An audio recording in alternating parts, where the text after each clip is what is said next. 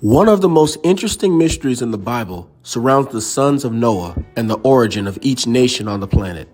According to most mainstream Christian researchers, the son of Noah divided into the nation as follows: Ham, black Africans plus black Arabs; Shem, quote unquote, olive Hebrews, quote, olive Arabs; and Japheth, Europeans and Asians.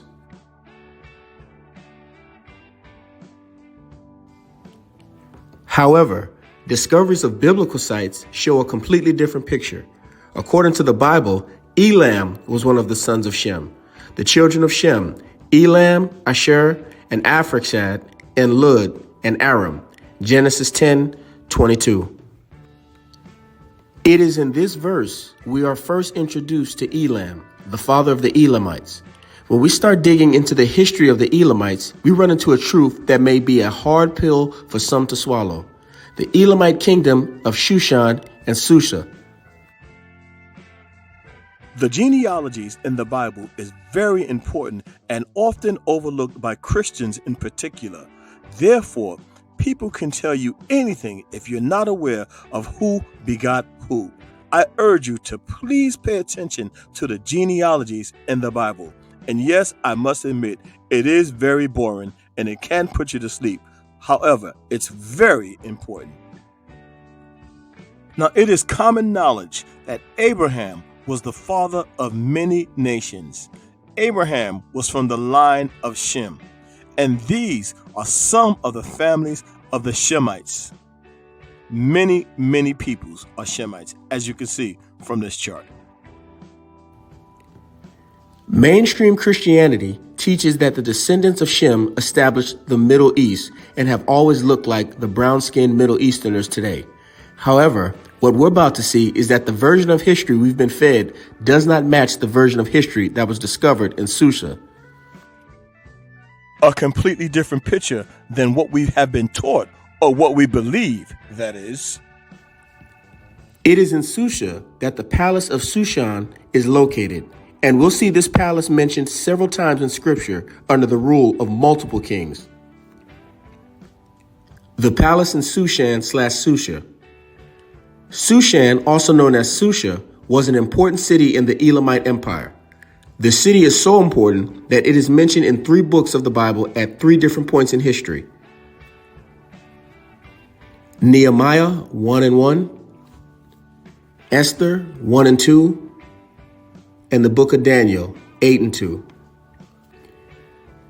We ask that you please do not take our word for anything, but research this information for yourself, just like we always suggest.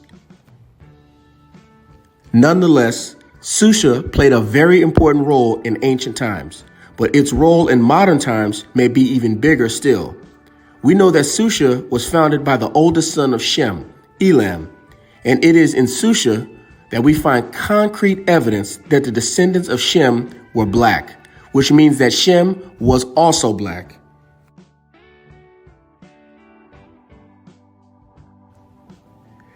Many people say that color does not matter, but no one will dispute that the truth doesn't matter. When facing trial by Pilate, Jesus said, "I am the truth," John 18:37. The truth will set you free, John 18, verses 31 through 32. Those that claim skin color doesn't matter are often those that are comfortable with the lie of the majority white world in ancient past, and we know that's not true. Much of the controversy surrounding ethnicity in the Bible is due to the Renaissance period and the campaign to turn all things biblical into European origin, regardless of the evidence. In the Zondervan Bible Dictionary, we find the following statement that seems to point to Shem or Japheth as the origin of Negroes.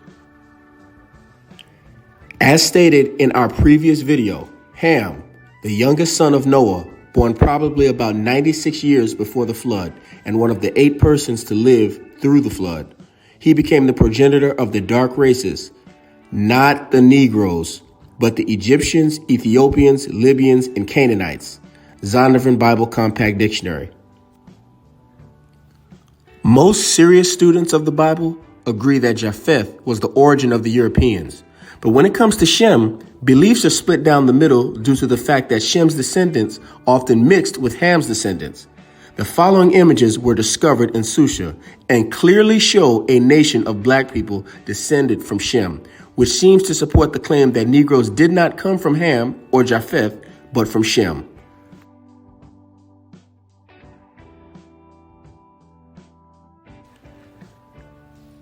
Now you may ask, why is this significant? Because the term Semitic is derived from the term Shemetic or Shem.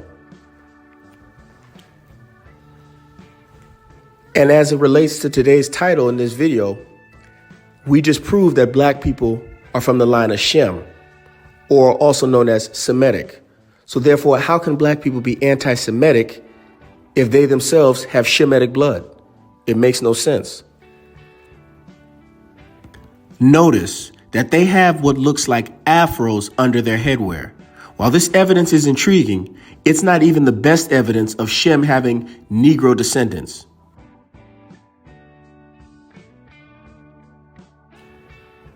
The Elamite archers. The Bible makes several references to the fact that the Elamite army were noted for their archers. The following images prove that the biblical claims are true.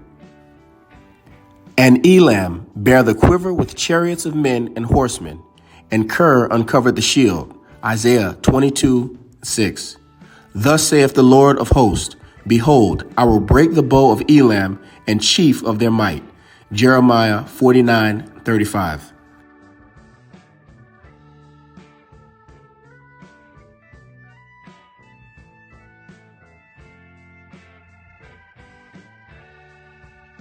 In the Bible, it's worth noting that the Elamites were famous for their skill in archery.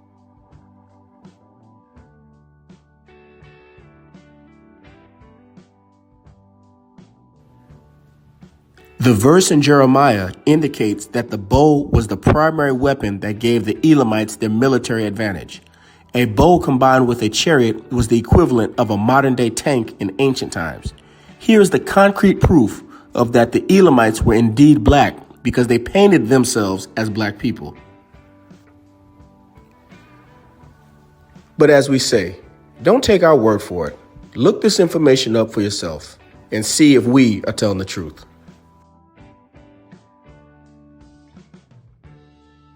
The following is a list of some of the Shemetic people throughout history.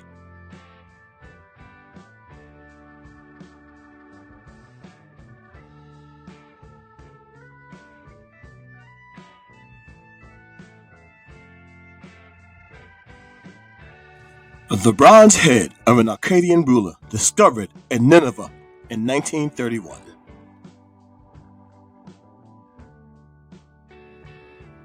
Canaanites, as depicted by the Egyptians. Ancient Phoenicians. Other Shemitic people in ancient times were the Hebrews, as depicted by the Assyrians.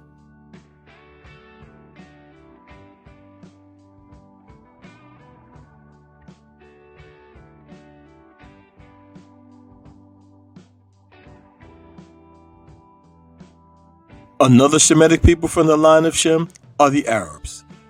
The original Arabs are from the line of Shem.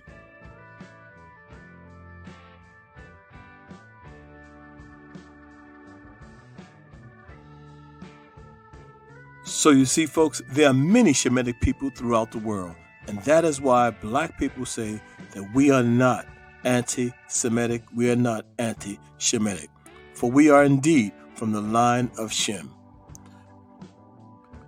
In our quest for knowledge and our quest to discover who we really are as a people, we understand that there's going to be some disagreements, and that's okay. It's okay if you don't agree with us. All we ask is that you please show us where we are wrong. Let us know where we have erred in our presentation. There is no need for anyone to say, well, let's cancel them, let's stamp them out, let's not let them get their point of view out. In other words, don't burn our books. Give us our constitutional rights to say our piece. And if we don't agree, fine, just show it. And we like to say that we don't hate anyone. So please don't label us as a hate group. And we've said this many times in our videos. And the reason why we have to say it is because we are well aware of the cancel culture, which we are not a part of. We believe that everyone deserves an opportunity to tell their truth, and so do we. So again, we invite you to please show us where we have made error in our presentation. But until then, we're going to stand on our truth. The Black Excellence and Abundance channel, where Black history is every day. Thanks for watching. Please like, comment, share, and subscribe.